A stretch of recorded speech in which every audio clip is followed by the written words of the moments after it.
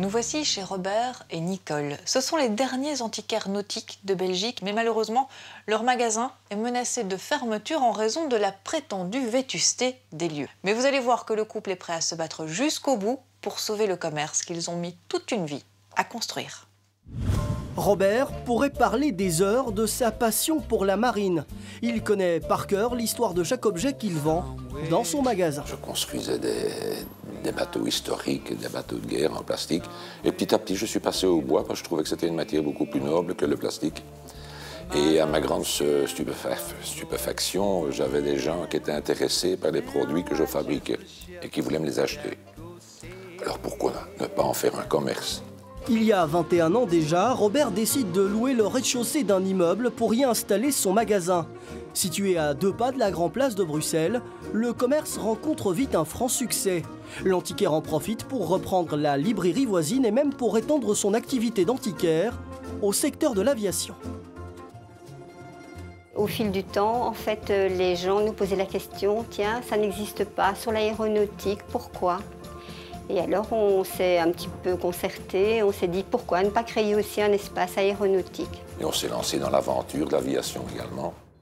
Les affaires sont florissantes, mais au moment de renouveler le bail de ces deux commerces, Robert reçoit par la poste une lettre aussi inquiétante qu'inattendue. Le 26 mars 2012, j'ai reçu un courrier par recommandé de mon propriétaire. Nous ne pouvons reconduire votre bail. Vu la vétusté de l'immeuble, nous sommes dans l'obligation d'abattre et reconstruire. Le couple tombe de haut. Robert et Nicole se voient déjà perdre le travail de toute une vie. Je l'ai reçu comme un énorme choc. D'ailleurs, pendant quelque temps, j'en étais fortement touchée puisque j'étais sans arrêt malade, fragilisée. Au-delà de la valeur affective du magasin, le commerce représente le seul revenu du couple. Sans ce commerce, je me retrouve sur la rue.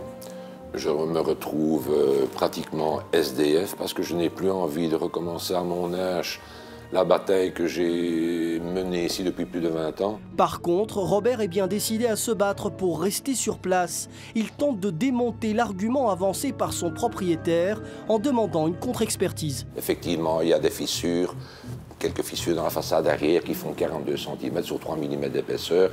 Mais si on doit abattre cet immeuble à cause des fissures qu'il y a, on doit raser tout Bruxelles à ce moment-là. L'expert aussi met en doute la vétusté de l'immeuble. Nous contactons le propriétaire pour lui soumettre cet avis. Il s'agit d'une grande compagnie d'assurance qui refuse de nous rencontrer. Pour l'avocat de l'antiquaire, la motivation de la société serait tout simplement financière. Lorsqu'un bailleur invoque ce motif, ça lui permet de ne pas payer d'indemnité.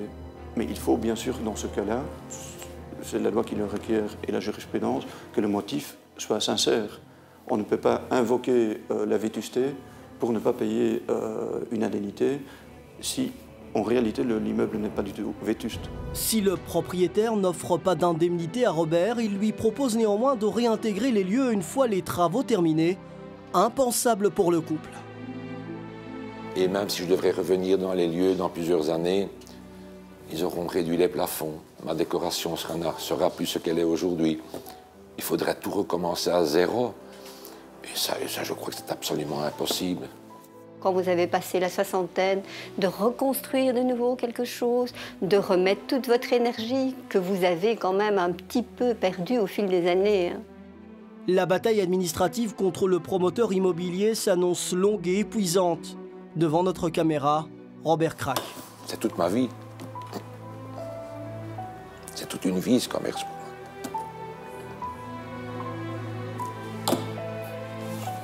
Excusez-moi. Malgré l'émotion, l'antiquaire ne baissera pas les bras. Avec son épouse, il a entamé une procédure auprès de la justice de paix. On ira jusqu'au bout de tout parce qu'on sera sûr au moins d'avoir tout tenté.